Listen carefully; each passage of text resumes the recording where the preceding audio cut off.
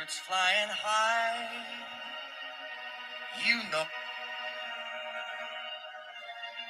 Let me start that again. Hi, everybody. I'm working on this. All right, let's see if we can get this right. Good morning. This is the last Friday that I'll be doing this in 2024. So glad you're here. So come on in. Let me know that you're here. I'll start the music here in just a minute here. And let me check and make sure we're live on Facebook. Excuse me, on LinkedIn.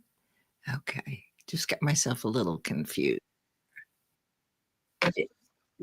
It's good. We're all good. Okay, come on in, everybody, and let's have a little music as you come into the room. Let me know where you are. How are you feeling today? I'm Leslie Flowers, and now we'll start with some music. Thank you. Birds flying high, you know how I feel. Sun in the sky, you know how I feel. Hey, Michael. Breeze drifting on by, you know how I feel. It's a new dawn, it's a new day, it's a new life for me. And I'm feeling good. Aha! Look who's here. I love it. Oh, I'm feeling so good. Fish in the sea, you know how I feel. River running free, you know how I feel. Blossom on the tree, you know how I feel. It's a new dawn, it's a new day, it's a new life for me, and I'm feeling good. 'Cause you're here. Dragonfly out in the sun, you know what I mean, don't you know? Butterflies all having fun, you know what I mean. Sleep in peace when day is done, that is what I mean. And this old world is a new world and a bold world for me and you too.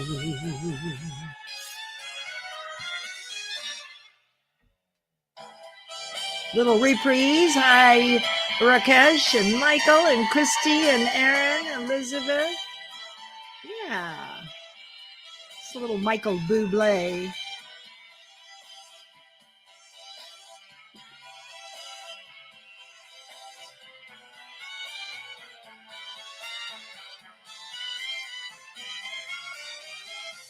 Stars, when you shine, you know how I feel.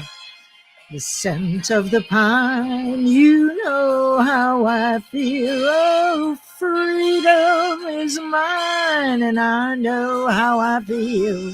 It's a new dawn, it's a new day, it's a new life. It's a new dawn, it's a new day, it's a new life. It's a new dawn, a new day, a new life. It's a new life for you and for me. And I'm feeling good. Oh, I am feeling so good. How about you guys? Yeah? I feel so good. I feel so good.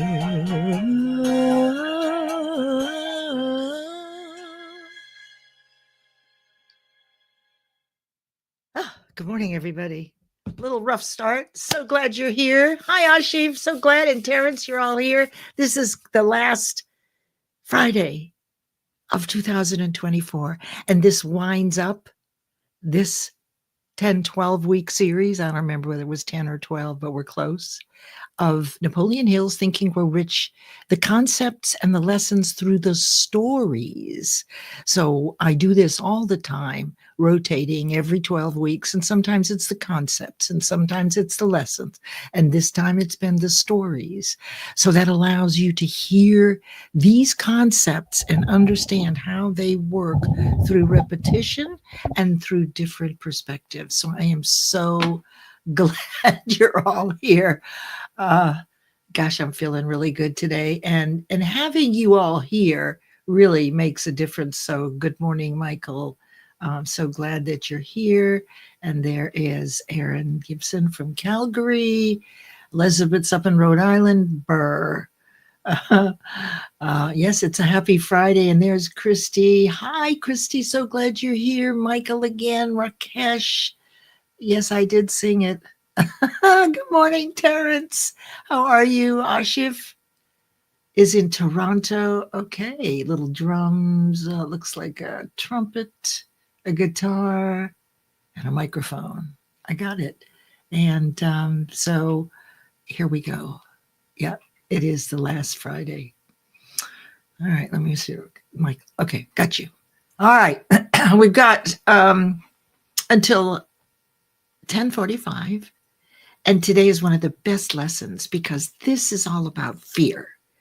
And one of the things that I said in the promotion for this was, keep your friends close and your enemies closer. So we really don't want to know our enemies. We prefer to stay away. I would. However, the more I understand my enemies, the better equipped I am mindset-wise to manage myself, manage my own emotions. And let me just tell you, I've been doing this work in personal development for 25 years, and I spent 45 in corporate America. And of course, they overlapped, right? Somewhat. And the thing is, even today, any day, I can be triggered. I'm pretty good at catching it before it happens. But think about this yourself. How often does someone say something or do something or kind of suck you in emotionally? And what is it that has you knuckle under and crumble, no matter how strong you are? So what it is fear. So I will just tell you that this week, I had a fear come up. I had someone threaten me. And usually I just cast it off, right? In many cases, but this time it really got to me. And I'm thinking to myself, what am I afraid of? Well, that you won't like me, right? That's what I'm afraid of. Criticism, judgment, lack of acknowledgement. Now, this isn't all the time, but that gives you an idea. No matter how practiced you are, the complexity of the human mind, we cannot catch all the thoughts. We can only aspire to catch them as frequently as possible. And so it's a long road. And the best part about when you have that kind of a triggered effect, that you have someone, at least one person, that knows you and loves you for who you are. It's kind of like with your children, in a sense, unconditional love. Like no matter what happens, Now, this isn't necessarily someone that you're married to or were married to, because the fear of the loss of love of someone happens when we have a divorce. So is there the unconditional love there? I don't think so. It may be for a while, but unconditional means forever. Maybe that's idealistic. I don't know. But luckily I had someone very important to me that gets me who I am. And within a very short period of time, I was okay. So just know it's a long journey, but then you can sing Michael Bublé when you get to the end. So how is everyone doing this morning? Good? Oh, let's see. We've got some messages here because I'll get started here. Oh, 3 minutes ago. Oh, you got triggered? That sounds pretty normal, Elizabeth, if that's it. Oh, look, Lisa's here. Hi, Lisa. So glad you're here. Lisa is my Sagittarius sister. We're the smartest and most beautiful of the signs. Sorry, everybody else. Okay, yes, and Elizabeth says, fear be gone. I love it. Hey, Tematope. Okay, so you're halfway across the world. It's so good to see you. So good morning to everyone. Good afternoon and good evening. Oh God, Sarah, you're so sweet. Thank you. Thank you. Thank you. Okay. What we're going to do today, this is the wrap up of the last 10, 12 weeks. And each time I'll take you through the whole process in Think and Grow Rich, because this is a book that you would study in a linear fashion. Oh, we're not mirrored. I don't know whether you're seeing it backwards, but I am. Anyway, this is the kind of book that it builds. Each week it builds. And so if you're anxious to start reading it, it's a big book. It has a lot of information. Only read the introduction and then read it 3 times before you move to desire. Because in the introduction is the seed of the whole process. Napoleon Hill, through 20 years of interviewing wealthy, happy, and healthy people in the United States at the behest of Andrew Carnegie, to determine what is it these people are doing, these few people that seem to have it all or do have it all. They're happy, healthy, and wealthy. What are they doing that the rest of us are missing? And so for 20 years, this 19-year-old cub reporter, without any pay, by the way, he made plenty through his connections, but he interviewed almost 10,000 people, but only 500 repeatedly over time to get what are known as Carnegie's principles of success. None of it is new, but it's the only place where you can get it all the business principles and the process in one place. Now, I've been doing this for 16 years and studied it for 90 some odd times. And like, I know it like the back of my hand. However, every time I read it again, there's something new, because what's happening is we're becoming more aware of our own infinite potential. We get a growth in higher awareness. So if you're anxious to read it, read only the introduction. Stop yourself from going further. And I'll explain why when we get in here. Let's see. If you were a book, how big would you be? If I was a book, about 125 pages. I just wrote a chapter in a legacy for all of you, many of you. I think absolutely Aaron was part of it. And my niece and nephew were asking me, their mother is in care with dementia. And they were asking me about our history, our family history. Well, like most people, right? When we're kids, we could care less, pretty much. We're busy with our own lives. And so I thought, well, now's the time. Let me go ahead and write what I remember my grandmothers telling me. Both grandfathers died in the Spanish flu epidemic in 1918-ish. Oops. Oh, goodness gracious. That's my friend Paulette. Gosh. Anyway, that'll be on record. That'll be recorded. Anyway, so I did that. And Nicole Angai Galindo is a publisher.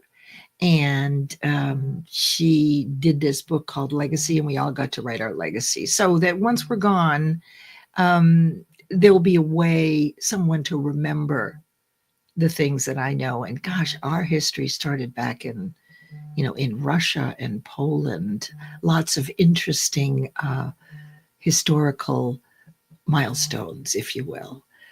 Okay, let's see. Oh, yes. There we go. Thank you. Well, for goodness sakes. Somebody message Paulette, will you, and tell her that, give her the link to this. Maybe she'll be able to join us. Let's see. Yes, that's true. Okay. Thank you, Aaron. All right. We're 30 minutes in. Let me get focused here. Lots of distractions this morning, but I'm okay because I'm feeling good. Right? All right. So let's get started here. We're going to go back over the whole process so that you have a 30,000 foot view of how to manifest what you want. This is the formula. Now, I have taken people through my 12-week course 62 times, 62 business quarters over 16 years. Now, I may have miscalculated a little bit. In my hybrid program, just so you know, over 500 12-week goals are set and achieved based on my work. And also the core of it is, a lot of it is in Think and Grow Rich. So if you want to know the process, if you want to go through it in 12 weeks, set a goal and achieve it so that you can repeat the process every time you want to set a goal, come and work with me first quarter. Okay, so let me, I want to get a sip of water.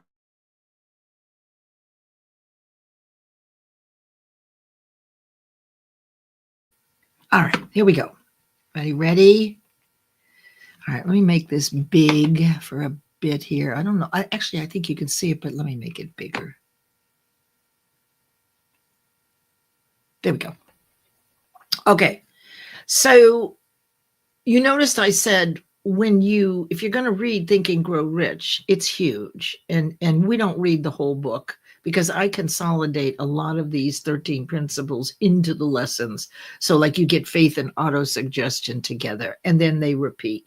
But the most important piece of the whole book is in the introduction. Now, I find it really interesting. I happened upon a couple of people doing a live talking about this book.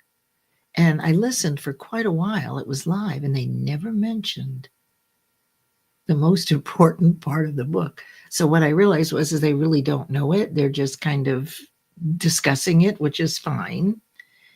But in the introduction, we spent 3 weeks on this in the lessons in the introduction because it's all about definite purpose. Clear, crystal clear, definite purpose is required to do any of this. And that's a goal, a purpose, an intention. And the lessons we had were with Edwin Barnes, who didn't know Thomas Edison and made his mind up. All of a sudden, his purpose was he was going to be a partner with Thomas Edison. That's what he was going to do.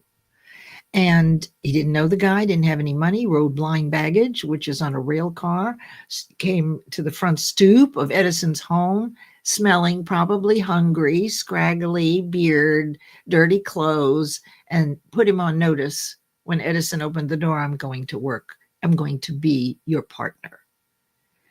And Thomas Edison hired him. So think about yourself. What would have Thomas Edison hire this man? It was because of this man's definite purpose. He was clear. He said, I am, I will. He didn't say, oh, I'd really like to, and maybe someday, I would like, right? He knew. And we don't know what his wife said.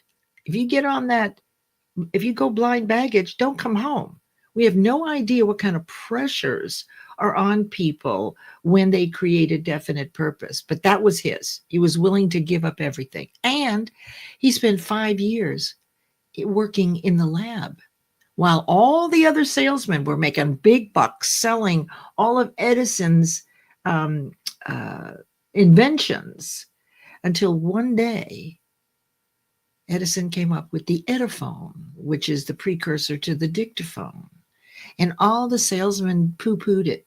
They said, oh, nobody will want this. And what Barnes had been doing for 5 years, think about yourself when you want something for a really long time. What he had been doing was creating the DNA of manifestation by visualizing every day. him already being Edison's partner. That is definite purpose. You think about it a little bit every day. You're compelled to do it. You're going to do it if it's the last thing you're going to do.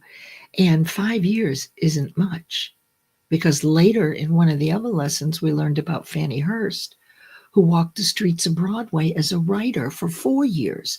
She had 36 rejections from the New Yorker magazine. Really, after the third one, most of us would have gone home, but not her. Now, what's happening here is the universe, there are universal laws at work, and this is mentioned in the book. The control of exactly when you will manifest, like when your goal lands in your lap, is not yours. And we think it is. So therefore, when we don't achieve, we consider ourselves a failure, feeding in to the 6 fears that we're going to get into very shortly. The universe requires us, because the universe or God or spirit, the omnipresent energy of love, of which we all have access to. We may not understand how or why yet, but we all have it. And the mystery is figuring out how to connect with the universe. The universe wants you to succeed. So if you have a huge goal, like really big, that you're not prepared for, you may have to wait. The universe may say, in order for you to be aligned vibrationally and to enjoy the heck out of this thing you want, you have some learning to do. And that's what happened with my book. 25 years ago, through visualization, I created the outline, which had nothing to do with writing a book. It was used to help heal myself and while I was driving. But then 23 years later, with all the study I have, the idea came back to me, well, why don't you write the book now? And so the book is filled with all of the lessons that I learned, although it's hard for me to see them. All right, definite purpose, the most important thing. Oh, Paulette is here. Oh, Merry Christmas, everybody. That's not it. I know it was you. And boy, was that persistent. This morning has been kind of interesting. So I'm so glad you're here, all of you. Let me see if there's anyone else that is. Leanna is here. Oh, hi, Leanna. So glad you're here. Okay. And Ashif? Yes. Okay. Good. Now, many of you have done this with me many times. The benefit of it is that you'll see number 4 is auto-suggestion. That's how we learn. Okay, so we start with a definite purpose. So crystal clear that we begin to fall in love with it. It's what we think about. Just like when we fall in love. We fall in love with it. The idea is that you're so in love with this, bringing it into existence. You're the one, you're determined, you're persistent, you'll see that the universe will send it to you at some point. Now, as you think about this, so that's desire. You start to see the world through the prism of your desire. Everywhere you look. I mean, I remember when I was pregnant. This is kind of a crazy example, but when I was pregnant, so was everybody else. Oh my God. I saw nothing but pregnant people because it was top of mind. I was excited to be a mother. That was my purpose for some 20 years, raising a family. And so keep in mind that purposes changed and the vehicles change as you grow. So during those 20 years, I was a great mom, and my kids are, I devoted myself. They were my definite purpose. Now, over a period of time, you begin to develop perfect faith. Faith is made up with 3 components. First, when you begin your adventure, you have an expectation. Okay, I'm going to give it a whirl. Then as you're moving toward it, you begin to notice that there's a certain belief. Like now you have a firm opinion. You start to see things showing up that look like you would have called a coincidence, but what if they're not? They're not. When that happens, you're on your way to perfect faith. When you know that you know that you know it, there is no question. Only one thought lives at a time in any given moment, faith or fear. And we're going to get into this next bit in just a minute, into the fears. So through repetition of thought, thinking about it every day, every other day, getting excited about it, because remember, you have deep desire for this. You're compelled to do it. You're the one. You are so bent on doing this that it's almost like you're a kid and you're on a bike and you know you're going to fall and you could care less. And you would get up with a bloody knee and get back on the bike. That's what happens to us when we are in deep desire. The fear has no place. So that's why the definite purpose, the seed, has to be so crystal clear. So through autosuggestion, that's how we learn. You develop perfect faith in your ability and your deservability. And then we talked about imagination. Ideas are all here. There's creative imagination when you get the idea that you've never had before, like out of the blue. Immediately synthetic imagination, all your experiences start to fill in the pieces of the puzzle, don't you? You don't know how you're going to do it, right? Because you've never done it before and it was out of the blue, but you have experience. So the reality is while no one has ever taught us how to set a goal that we can achieve every time, unless there's an emergency, we do know 8 or 9, maybe even 10 of the 12 laws of achievement. That book next year, God willing, and we'll see that one should come out after the second errata book. Okay, let's see what we've got here. Elizabeth, how are you today, Elizabeth? You would be a set of, set of encyclopedias. Oh gosh. Hey, Jeff, so glad you're here. Thanks, Elizabeth. Thank you. Okay, so now when you have a definite purpose, look back over here to the crystal clear purpose, decision becomes a breeze. The reason the opposite of decision is procrastination. The reason that's the biggest pain in the side is because what we want isn't clear. Because when we know what we want, all we have to do when something comes up to interrupt or to fill up our calendar, all we have to do is say, well, if I take this on right now, will it take me directly to my goal? Yes or no? Well, you'll know that right away. And if it's no, you just don't do it now. You don't have to give it up, but you have to be disciplined enough in order to say, no, this, I really would love to do this with you, but could we talk about it in a few weeks? I want to get through this particular achievement, this goal. And most people say, sure, right? Let's do that. But we tend to stop or throw it out like we'll never get it again. That's not true. We get to say. And so decision becomes really easy. Then persistence maps to discipline, which is part of the levels of awareness. We covered being persistent. All these things feed persistence. Your love of something, your perfect faith in your ability and your deservability. Your fears are out of the way. You've got an active imagination. You're making decisions. And then we talked about intuition. And we talked about then the subconscious mind, which we'll get into. And then today, today we'll do the 6 years. Now, let me just say something about this. I've learned a lesson. So I know that words have triggers. You know that too. Like, I don't like people to say sorry because was a game. And in the South, sorry is the worst you could possibly be, has a very low vibration. So I teach people to say, I apologize. Thank you for your patience. Let me make that right for you, which is kind of objective. And it isn't that old sorry. It's more in service. Well, I had forgotten about this. And I had someone question the word obsessed. And I had forgotten that that's a trigger for a lot of people. So Ashif, I've stopped using obsessed. But thank you for reminding me about this lesson. You're never too old to learn, right? And to remind of your own lessons. Learn your own lessons. Okay, here we go. All right, so this is something that I did in one of my first Canva moments. But the truth is right here. So you are the plant. These are your dreams. Look at the color of the leaves. Your results, my lifestyle, the car I drive, my love relationships, my health and wellness, my spirituality, all of that matches what I believe about my ability and deservability. And we're born with everything we need. Excuse me. However, the roots are being fed with fear.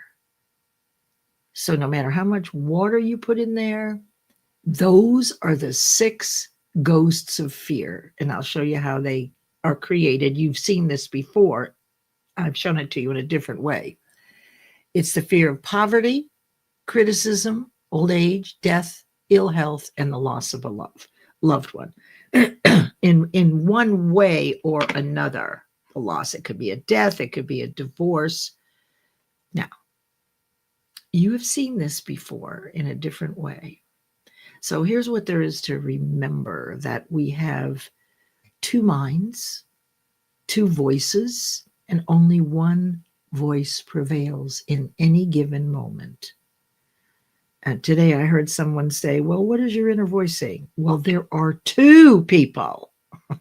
It's like collapsing brain and mind together, feeling and emotions together, conscious and subconscious. And in fact, Napoleon Hill didn't know about the conscious mind. So he dumped everything into the subconscious. But that was 100 years ago. We know a lot more now. So the conscious mind, through, you can see here the antenna, those are your senses, your 5 senses, but I think there are 6 there. We could say that there is a 6th sense, absolutely, which you'll see.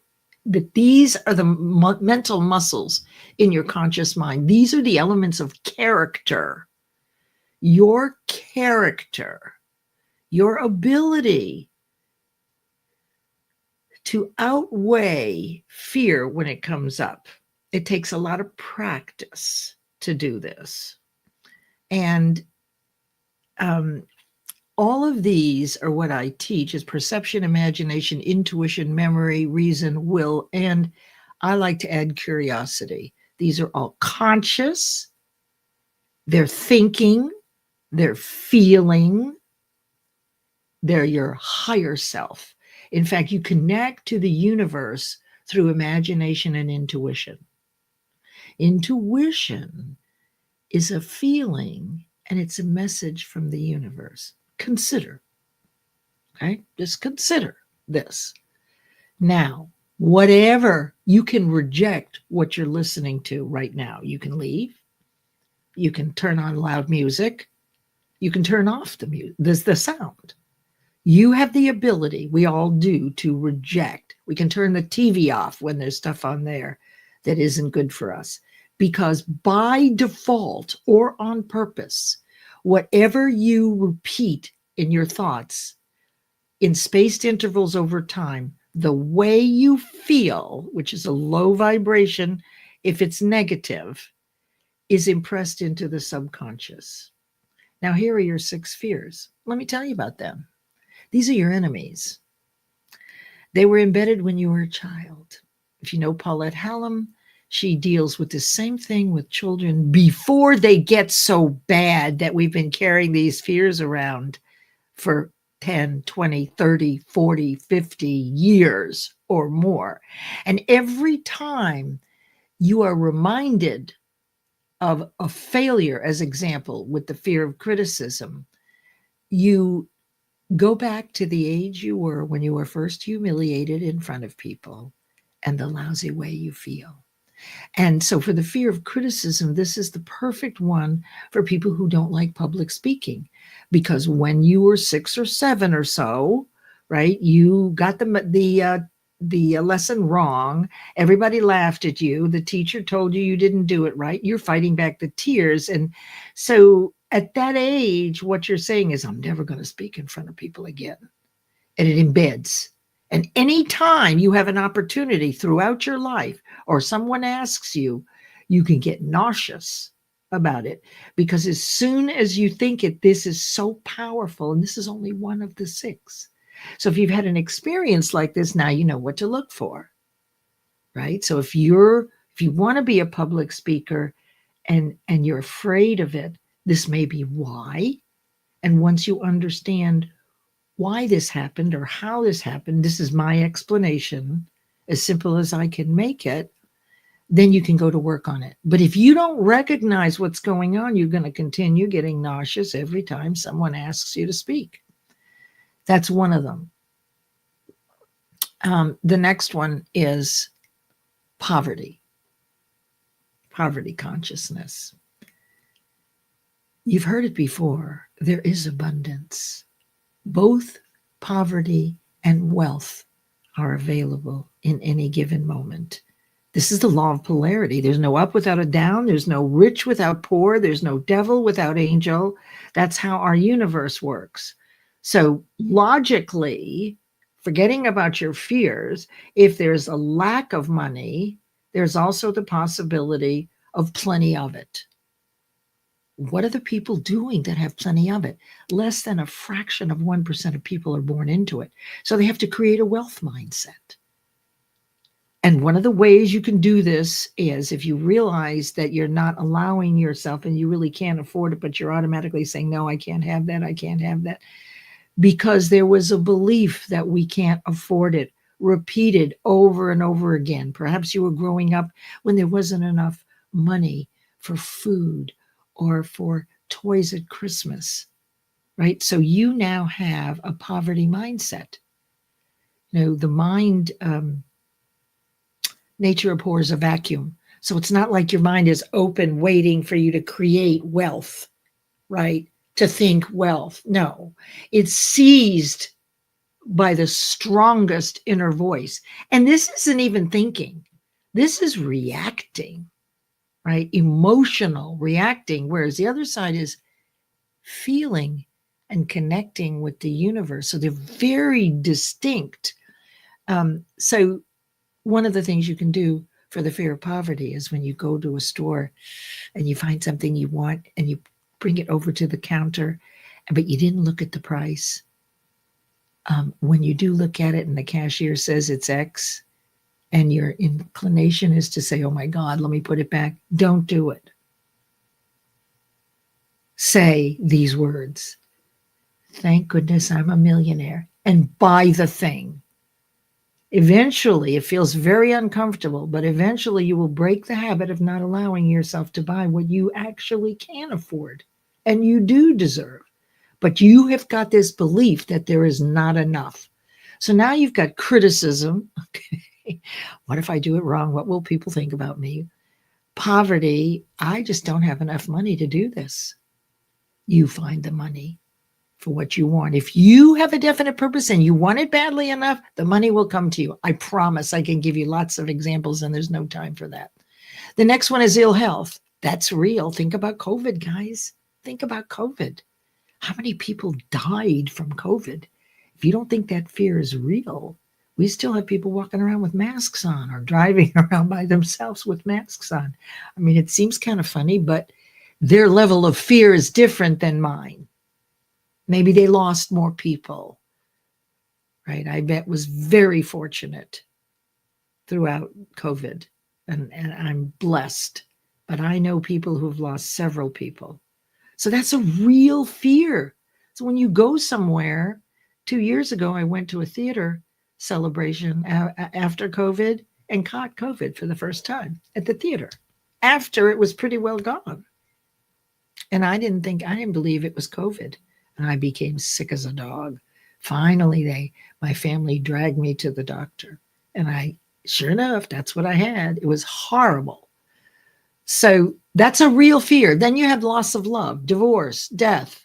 It's real. What if he leaves me? I mean, we talked a little bit about divorce. Effectively, I had a wonderful long marriage until it wasn't anymore, until that unconditional love kind of went up in smoke. That's a real fear. Then old age, that's where I am, but it doesn't scare me anymore. And death, that doesn't scare me anymore either, but it sure did for a long time. So any questions? Oh, let's see what Paulette has to say here. So you see that what's happening is there is a battle between good and evil. You didn't think that the universe was just going to put pots of gold at your feet, did you? without your doing anything. If you understand this and you learn this, you will catch yourself before you're triggered. Or if you don't, you will be able to select the opposite thought, which would be positive. Now, what I didn't tell you, and I haven't repeated here, is that mind is an activity in your cells. It is not the brain. The brain is like the radio, right? And the mind is what sets the channel. Mind is an activity in your cells. And there's been scientific proof, lots of studies that show when you feel really good, there's a spring in your step, you might get goosebumps. This is direct correlation for what you're thinking about, how frequently you think it, and how you feel when you think it. So when you're feeling really good, you have a total physical reaction. Same thing when it's negative. Now, our natural tendency in the way we were born is a high vibration, love. Our natural way is a high, generous gratitude. That's how we were built. But the universe, for whatever the reason was, based on the universal laws, decided to throw up an obstacle, which is embedding fears, 6 of them. Most all fears will fall under these. There are others.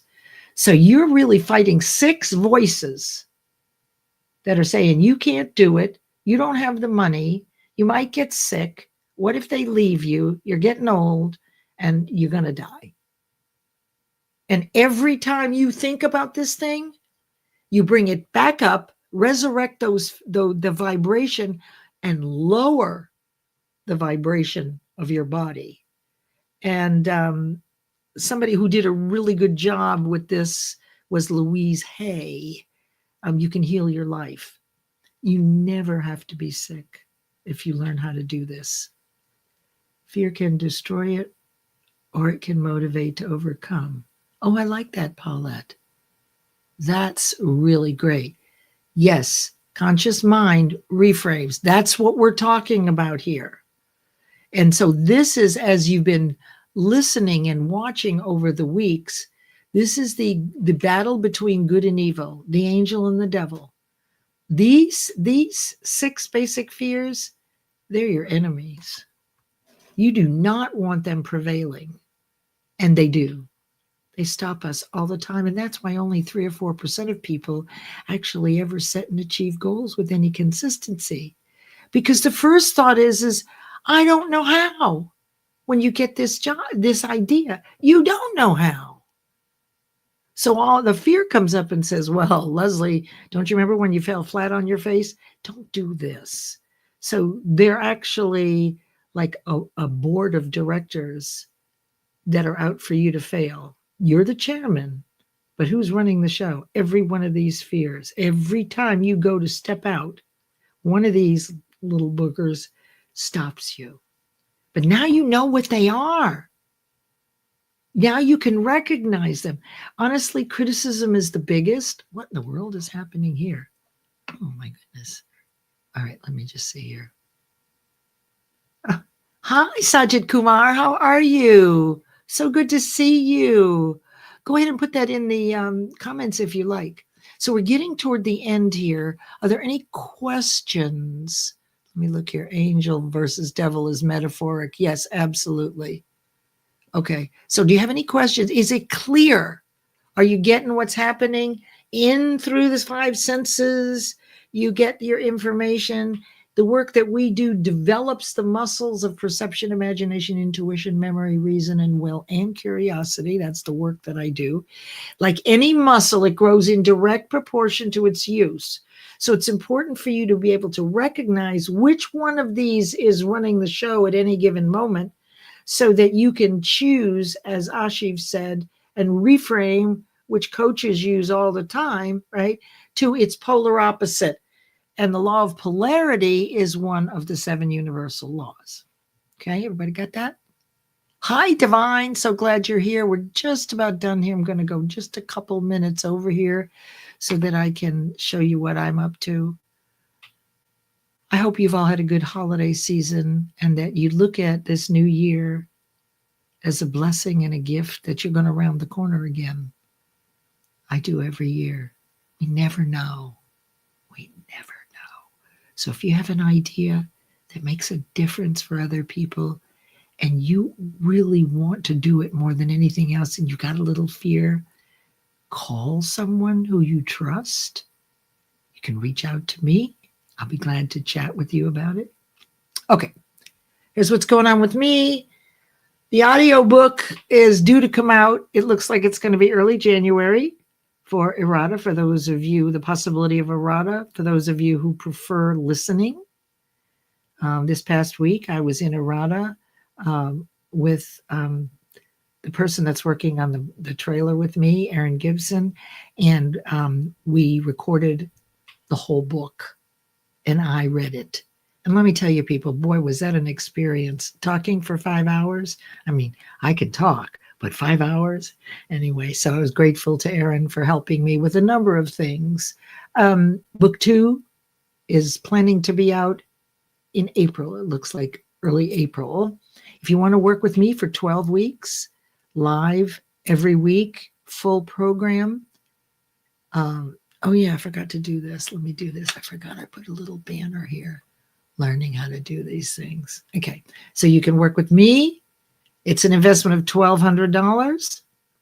This will be a great opportunity for you to prove that when you want something enough, if you want to do this, abundance will be yours. And then Monday is the final Mind Over Matter Mondays, where Aaron Gibson has agreed to be my co-host these last 2 weeks, because Paulette, who is my co-pilot all year long, she had a house full of people and wanted to step away for a couple of weeks. So I'm very grateful, and we had a wonderful come to that on Monday at 10 a.m. It'll be the last official audio room, all right? And it'll be fun. We had a really great one last week. So that's it, pretty much, for today. I love the audio. Let's see what we say. Hey, Carolyn, I love audio. The voice is important. Will it be your voice? Oh, absolutely. I'm the one who recorded it. It was the second time. The first time was a complete disaster. It was awful. I was awful. But when we did it last week, it was good. It was good. In fact, Aaron wouldn't let anybody, any audio go through that wasn't perfect. He would stop, drink, get up, walk around. It was hilarious. But that's what happens when you have friends. And so I have a wonderful group of people that are with me. And then this week, I've created Who You All Are for Me. As many people as I could think of, as many virtues as there are, and let you know, when I think of you, this is what the virtue that I see in you. Simplicity, honesty, devotion, patience. All of these virtues is what the book is all about, so that you can close your eyes and step away into a world of virtues, values, and love. Thank you, Christy. So with that, appreciate all of you being here. It's so cool to do this with you all. And I wish you all a joyous new year. You always have two choices. You can choose gratitude, abundance, or lack. You can choose faith or fear. You can choose health over illness. You can choose youthful mind over old age. You can welcome death if you've done what you said you wanted to do, and if you haven't, do it. And you can manage the loss of a loved one, a breakup. It's one of the hardest. It takes a very long time. But you can do it, and I'll help you do it. So remember, if I haven't told you, you're all my heroes. Did I ever tell you you're my heroes? You're everything I would like to be, and I get to fly higher than an eagle every week, because you are the wind beneath my wings. Happy New Year, happy holidays, take care of yourselves, reach out, and know that you are loved. Let me see if I can stop that banner. Okay, there we go. And now that I've figured everything out on StreamYard, Mind Over Matter Mondays in January will be the new video choose camera on or off with Paulette and I. See us on Monday, Mind Over Matter Mondays. Reach out to me. Have a fabulous, fabulous New Year. Take care of each other.